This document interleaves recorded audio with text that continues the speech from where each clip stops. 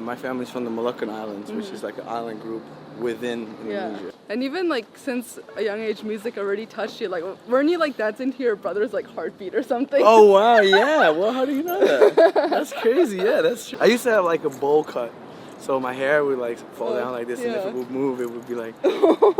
So I was just like a little ADHD kid. Because you started by Daniel, and then you became Lil D. Oh yeah, what the fuck, you know all that? Oh my god. Yes. And then I found out like, okay, Lil D, Lil Dick, like it might not be a good name to have. I used to work at Subway, make sandwiches. I just need to show the full thing because I can't. It's just too funny. Yeah, it is. I thought this was an interview, not a honeymoon. Like, Hi, this is Lauren Engel. Today I'm here with Cesqeaux. we out here in LA, chilling. So you're born in, how do you say it, Groningen? Groningen, I'm yes, kind of close. yes, I looked up those tutorials of how to say it online. Yeah, that's perfect. Yeah, in the Netherlands. Yeah. Groningen in the Netherlands, yes, that's where I was born. Well, I was born in an even smaller city called Delfzijl, which is super crazy, but it's like in Groningen, this one of the smallest cities, way up north to the seaside. That's where I grew up. How about, were your parents born there as well? My mother was born near The Hague, and my dad was born in like the state underneath Groningen. Oh. And, yeah, so because my dad's parents are from Indonesia, actually. Yeah, I was thinking because you brought up like Indonesian food so much in your previous interviews. I'm like, okay, maybe you're Indonesian. Definitely. That's why you love Asia and can speak Mandarin. Yeah. That's my roots over there, and like we go there pretty often for shows. Yeah. Fan base is amazing, and electronic music is really growing there. So it's definitely for personal reasons and career reasons, that's definitely a place to be. Do you still have a lot of family there? Oh yeah, definitely. Yeah. On the islands though, because like, so you have Indonesia, like just like you have China and then you have Hong Kong. It's like slightly different language, like different stuff. My family's from the Moluccan Islands, which is like an island group within Indonesia. Yeah. Do you speak that? Is it dialect or what is it? Yeah, it's dialect. They call it. So you have language. They call it Bahasa. Oh. And then you have Bahasa Indonesia. Yeah. And Bahasa Melayu. That's like where my ancestors are from. Yeah. So it's slightly different, but I know some of it. Yeah. What made your parents move to Netherlands?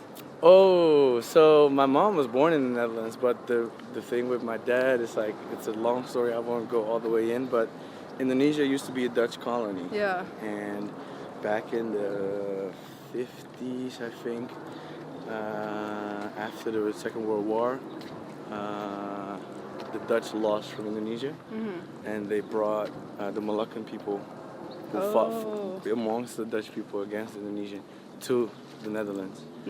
And that's how my grandparents got there. Yeah. And then my father was born, met my mom, I was born. Yeah.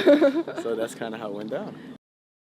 And you grew up with a lot of like funk, jazz, music. Yes. So so my mom was always pretty free in music. She really loved like funk, jazz, like more like danceable music.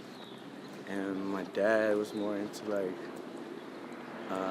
playing guitar a lot. Yeah. Even though he didn't know how to read sheet music, he would just play out of his, And you learned drums, right? Or you taught yourself? So no. I actually got into, yes, I know drums, but I didn't teach myself. It went through when I was 7. We have this holiday in Holland called Sinterklaas, which is like you put your shoe underneath like the fireplace or by the fireplace, and you write a list with your favorite, like the stuff you want. This is something like Christmas.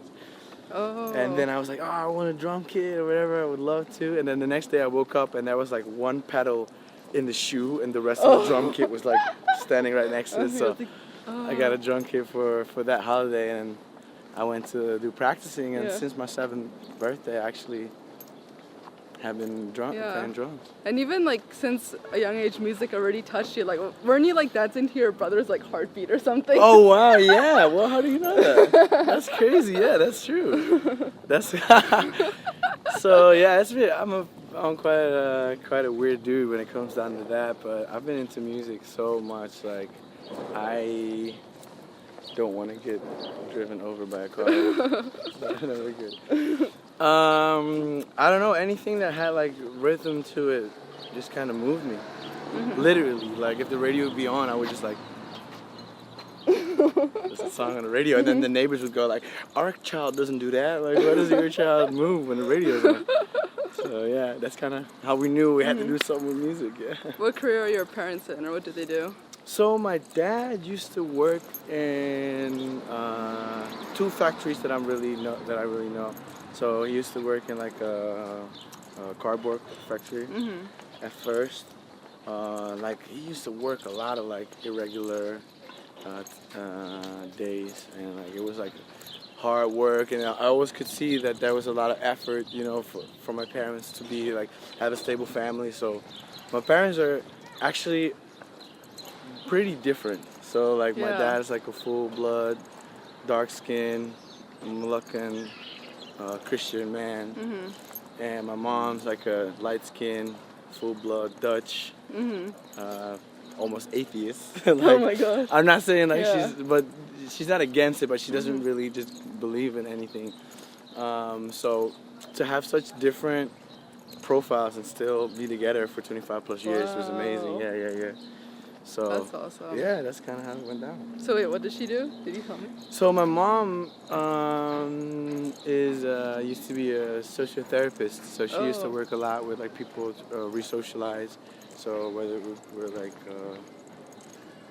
people that committed felonies and they had to get back into society, she would help them out. So I had a really good, how do you say this? It was really good for me to have a person to talk to that has like professional insight on like psychology, because like for me, being so into music and being like all over the place, like almost autistically, you know, like into it, my mom would always sit me down like, hey Daniel, as much as music is fun, you know, there's like priorities and there's like responsibilities in life, and she always, you know, explained me with that and took her time with me to like learn everything. I'm 24 now, so I'm good now, but still, you know, I have a hard time sorting everything out, you know, what comes first. Yeah. Do you remember the first CD you bought? The first CD I bought, that's a good question. I do know the first CD that I got gifted by one of my uncles, which was Michael Jackson Off the Wall. Oh. And my uncle, his name is Hans. Rest in peace. He already passed 2 years ago, I think.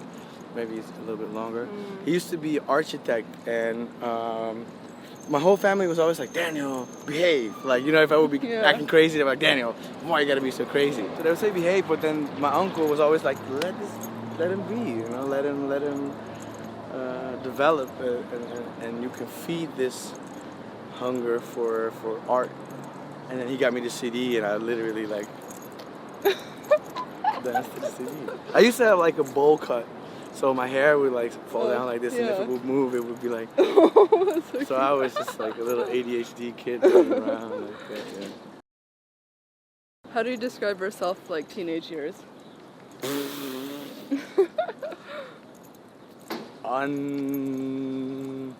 Like, how do you say this? Almost unable to handle, but yeah, like it's always fun and it's all good, but like I was so determined to do music, and like sometimes I did music not just because it was music, but just because it wasn't school or just because it wasn't. So you have a lot of people who go out, a lot of kids when they're young, they like go out and cause havoc, like, you know, hang on the corner and, you know, be annoying or like kick, you know, how do you say this, vandalize things or whatever.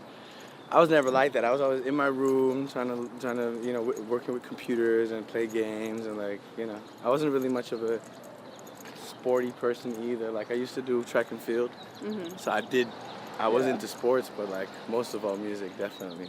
So I would just make music. Yeah, and then when you were 16, you went to, was it Academy of like Pop and Culture? Yeah, Academy of Pop and Culture, and unfortunately, I'm still on there, which is, it's good that I'm still studying, but I was supposed to like graduate 4 years ago, so I'm still working on my thesis for so long. But like stuff's just been crazy. Like I've just been doing so many things, and it keeps on getting crazier. So I don't know where it's about to go, and I just hope I'll be able to finish though.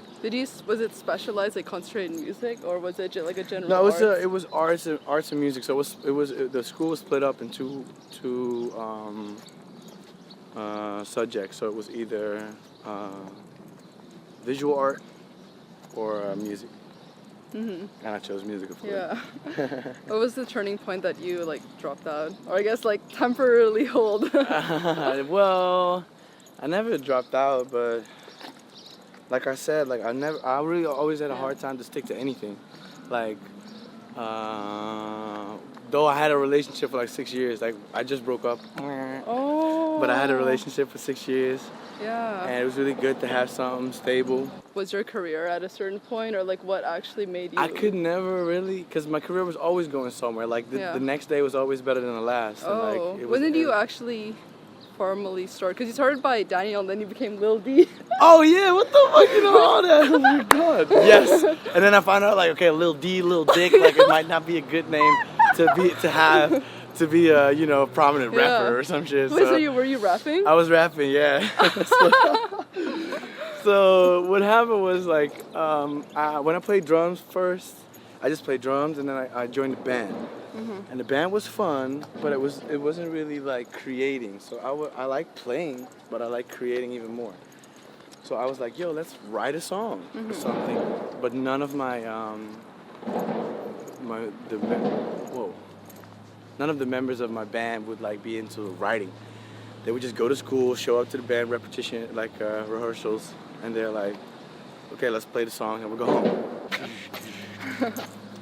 So yeah, so I was like, okay, band rehearsal is fun, but I want to like make my own song. So I was like, okay, cool. I'll just download some instrumentals, and that's kind of where it happened. My grandfather, so my mother's father, Jean, he still lives. Shout out to my grandfather. He actually got me into computer producing. So like, he was the one who would like look for apps or like programs on the computer for me to download and work on, and like whether it was movie editing video editing programs, or like Photoshop, like photo editing programs, or music editing programs. So when I got the music thing, I would literally get like a gamer headset, put it on a lamp, and with the mic sticking out as my little rap mic, and I would just like use the programs to download. Like I would download an instrumental, rap to it, and I rap. The only problem was that if I didn't like I don't know, Jesse from across the block, I would say, yo, fuck Jesse from across the block, I don't like you. You're freestyling. And I would put that on a song, and then I got into trouble because they were like, yo, why are you talking about me like that? And especially because I would put it online, so I would put it out for people to listen to and buy and shit. So did you get a fan base? Excuse me? Did you get a fan base? I got a kind of. So that like street rap is like kind of. They call it like street poets. There was like this community called street poets, and it was like a website, and you could like, if you were cool enough, they would like upload your catalog. So if you had like 10, 15 songs and they were dope, they would upload it and they would like put you on blast and like have you create a fan base. But as much as I would create fans, I also created like enemies, because they were like, how old were you? I was like 14 or something. But I was so into it. I was so like, I got this, and I would rap so serious. Like I was like, okay, people would start forming opinions. So if I would say like, yo, the grass is blue and the sky is green, they were like, yo, you a dummy. That's not true. So I was like, okay, I don't want to make songs that represent an opinion too much.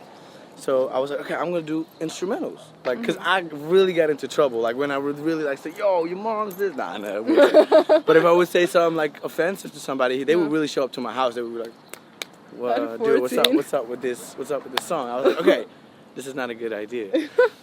So what I did was I would first I started producing my own instrumentals for my raps, and I was like, okay, fuck all this bullshit.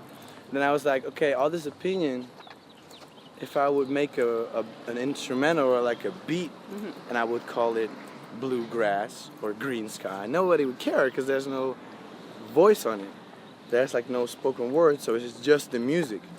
And that's when I got into like producing instrumental music, and that's when I started doing beats, and SoundCloud started growing, and Facebook started blowing up. And what happened, that was the first time somebody would go online and say, hey, did you see this online? Like, you would share, you know, instead of going to the movies together, you would share a movie on Facebook with your friends.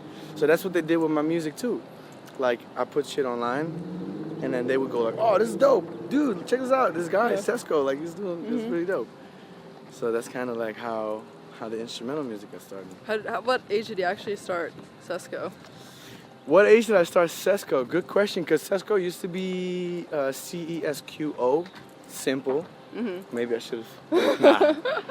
It would have been way easier. But the reason why I got into the EAUX was because I wanted to brand it that way. I was like, I didn't choose the name to be easy. I chose the name because I felt like that's what it is. My middle name is Francesco, so it's Daniel Francesco Tuperia. So I took Francesco, Cesqeaux, and I wanted to brand it. So like, when you have like a desk in Dutch and in French, you say bureau. And then I went to EAUX at probably, 16? Yeah. I guess. And then when you were like 17, 18, how did you even get connections? Like, were you known as a producer in like Netherlands and then started getting international connections? I think so, yeah. But I think maybe internationally got first because of like what I just said, like the whole sharing thing. Because like, when the music's good, they don't look at an age, they don't look at a name, they don't look at nothing. Because like, nobody knew how to pronounce my name. Even up to this day, a lot of people still don't know, but they listen to the music, they know the songs anyway. So like, I thought about changing my name a lot of times, but I was like, I don't feel like that's what the music is about. And I just care about the music. So were a lot of blogs posting your music? Yeah. That was a thing, because like that also came up. It was just really a hype. So it was really the hype of like bass music coming up. So they wanted the most underground stuff. They wanted the weirdest stuff, and I was like an underground weird dude. So that fit. How did you first meet Yellow Claw? How did I first meet Yellow Claw? So I was at this school that I was in at the Academy of Pop and Culture, and there was a girl that did a minor study at our school, and she was the only like urban person that I met, because all my classmates were in like rock and pop music, so they would only like play guitars and talk about the game, and I was playing with my dog, and I was that stuff like that. And then she came to school, and it was really like hip hop and R&B and all that stuff, and I was like, oh, that's dope. And she's like, okay, we should hit the club one time, and I was like, that's a good idea. So she's like, you know Yellow Claw? I said, I had no clue who that is. So they're like, okay, we're gonna check this out. So I went all the way to the south of Holland, and we visited the show, and I was blown away, because it was like a 1-hour show with like 30 minutes of hip hop and R&B, 15 minutes of like house, and then it was like 15 minutes of this like hard style drum and bass dubstep influence like finale. And to have that, I'd never seen that before. So I was like, if I want to do anything with music, these guys will understand. They don't have to like support me. I just need them to like either tell me what to do or with this music, because I don't know what to do, because it was only big online. And then I was a bit tipsy, I remember, and I would literally just walk up to Jim. I walked up to Jim. I was like, yo, and he was like, yo. I was like, okay, that works. And he says, what's up? And I said, I got some music you want to like listen to? He said, here's my email. Sent him a bunch of music. Were they already big at that point? Define big, because they were doing well in Holland. They were doing tours. That's what they were known for. But not really internationally yet. Right. Okay. They started growing. But then I sent him my music, and then he was like, it sounds cool, but it doesn't make any sense. Like, there's no DJ that can play this at all. So I was like, okay, I gotta change it up. And then Jim kind of taught me how to like make DJ friendly music, or make my music DJ friendly, and that's kind of like how that started.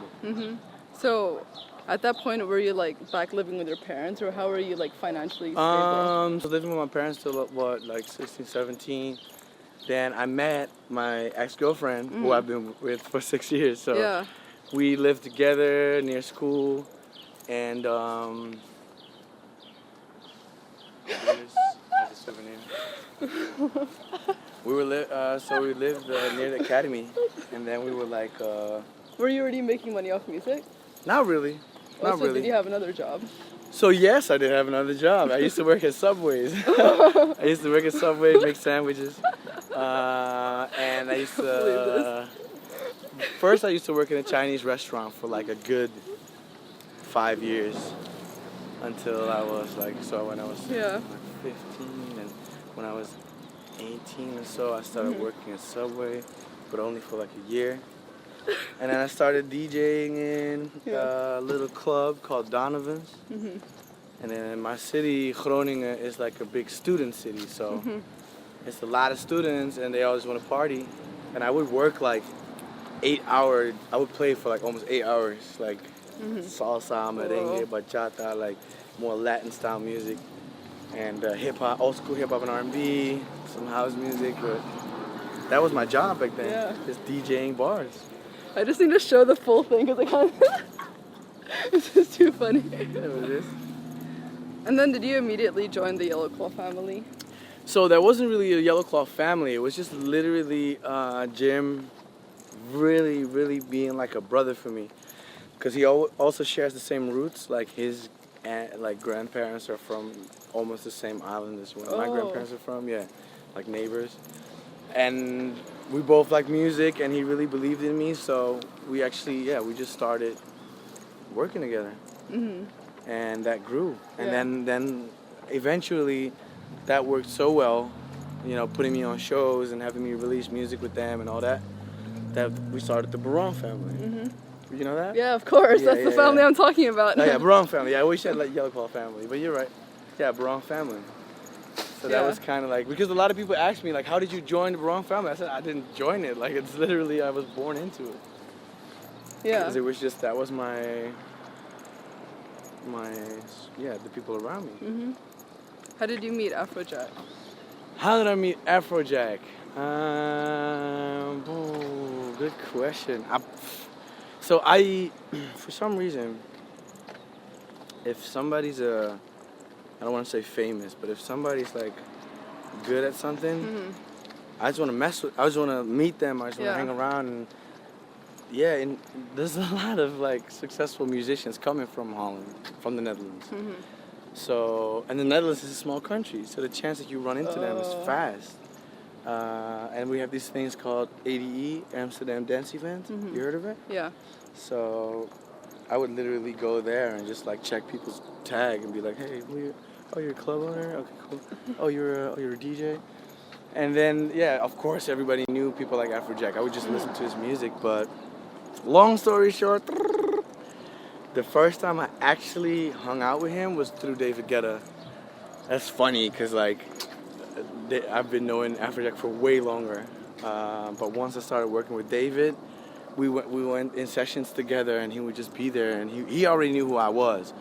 But you know, as much as I love him, he was always like, Danny. He would like call me by like how do you say this? Call name or whatever? Nickname. Yeah. He's like, oh, Danny. So I heard a lot of good stories about you. Like, how's his music going? Like, always a bit like, you know, competitive. Yeah. Type.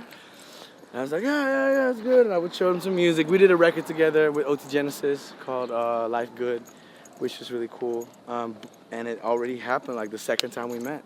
But it was just in the studio. It was crazy. It was Martin Garrix, David Guetta, me. Yeah. We were in the studio working, and we hung out. We just met. He was breakdancing. Did you know he was a breakdancer? I didn't know that. Yeah, he used to be a breakdancer. A B-boy. I only know Laidback Luke's really into like martial arts. Yeah. Truth. Yeah. So everybody has their thing. And you also said in a previous interview that if you look up at someone, they like kind of look down on you. So that's actually because it's really funny because that's also a thing I really love. Like I really love and respect Diplo. I really love him very much. But that was a thing that I wrote. So I wrote a paper about it. It's called Dip High or Dip Low, and it was a thing about how a person like Diplo, who has an online profile, is very attractive to a young and how do you say this? A young producer that hasn't had any like inexperienced producer. So they would look up to that person so much that they were like, oh, my whole career can improve by going through this person. So, and I would be like, yo, like, I understand what you're thinking, but this person has a career too. So don't forget that if this person is not looking at you the same way, it's not going to be an even split. So you need to find like either somebody who's going to ride for you as hard as you do for them, or just be really careful about how you approach the situation. Because I just know a lot of people who work with people like Diplo, and they would like be weirded out that they made music that would end up sound the same. So if Diplo would listen to me and would work with me and he would like what I did and he would make a certain type of music that I make, I cannot be mad at him because that's his own thing that he found. Like he did his research, he found it. But actually, like Afrojack and like David Guetta, their music's kind of different to you, right? I mean, yeah, but like music is music, and Yeah. I used to play drums. I used to work at Subways. Everything's different now. Like, Yeah. So why would I stick to something? I made a song with Justin Bieber. I never put that in my agenda. I never put that in I never thought about doing that ever. It just happened. So I took it, and I appreciate that it happened. Yeah. And I'm just really glad. You haven't always like sang on your songs, right? Is it more of a recent thing? Singing on my songs, yeah. Dude, I would like to do anything on my songs right now. Like literally anything. Singing, rapping, Yeah. writing for other people, or playing instruments. Like I like all of that. But it's more of a recent Yeah. thing. Did you always realize you can sing? No, I still think I can. Really? But like, I'm no, so I sure just of a did- voice. I was like, wait, this is you singing in the video with Sophie. Oh yeah. It is. Yeah, because that's something funny too. Because like, the main reason why I did that song was like because I wanted to, not because it was the music that I felt like making for the rest of my life, but I wanted to show people that that's also something that I enjoy doing. It's a song that I wrote. It's a song that I produced. So it's like, okay, I'm moving towards a greater musical existence than just club music. So that's what I started doing. Yeah. So I started singing, and I don't know, I started to do it more and more. I'm actually like singing a lot now. Yeah? Yeah, Are you I'm taking like actually- vocal lessons? No, well, not Teaching even, but like, yourself. I'm like, everybody I do a session with, I'm always like, oh, I did this thing, yada, yada, yada. And they're like, oh, that's pretty cool. And I'm like, are you sure? Yeah. And that's kind of how I teach myself. There's like no right way to do it. Like, honestly, like if you think about it, like right now it's 2018 and a lot of people think about, oh, it's iPhones and everybody got phones and everybody got Instagram and everybody got all these things going on. But it goes all the way back to talent. So it all goes all the way back to, okay, what are you actually good at? Like, you probably know enough stuff about photography and like, you know, Yeah. asking questions and all these things. Like, for me, it's just music. Music is the main thing. So even if I get insecure and I think I cannot sing, I have a certain talent, and that I didn't buy, I received it. It's in me, you know, like from dancing to my Yeah. little brother's heartbeat till producing Justin Bieber's record. Like there's things there. Justin Bieber wasn't even alive, I think, when my brother got born or something. Oh. Like by Yeah. by how do you say this? Figure of speech. Yeah. But that's how things go. It's momentum. Like if you think about Diplo or someone more like Jim, they're like 10 to 11 years older than I am. Yeah. And we do the same, we're working on the same projects. It's intense. It's cool. Where do you say you got your style inspiration from? Or were you always this stylish? My clothing? Yeah. First of all, thank you very much. That's a compliment. I don't know, man. I don't know. I think my parents got me to wear stuff they wanted so bad that I was like, okay, when I finally got, the chance to create my own wardrobe, and I was like, okay, now I can wear what I want. I was very picky about like what I liked, and I wasn't picky, but like I was picky about the way I was gonna wear it. So I could literally, what I'm wearing right now is like just some shit that I like. Like I bought these shoes for a different occasion. I bought this pants in Japan. Like I bought this shirt in Amsterdam. I bought this in Hong Kong actually. Ooh. The Gucci bag. Yeah, Hong the Kong designer stuff. stuff, Hong Kong.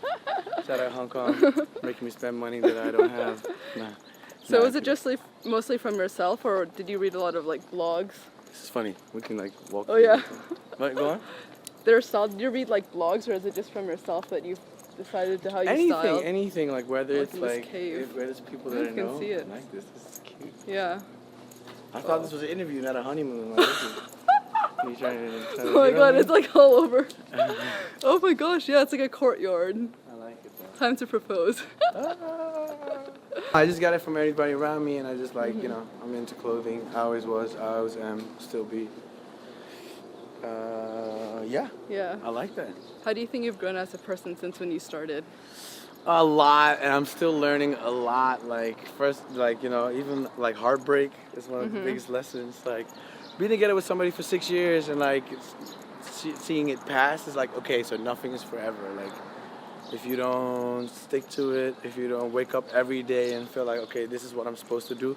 So if I wouldn't treat my career and my music as with the importance that it has, it will fade. Honestly. Like I will still be a good musician, but I won't have a career like this.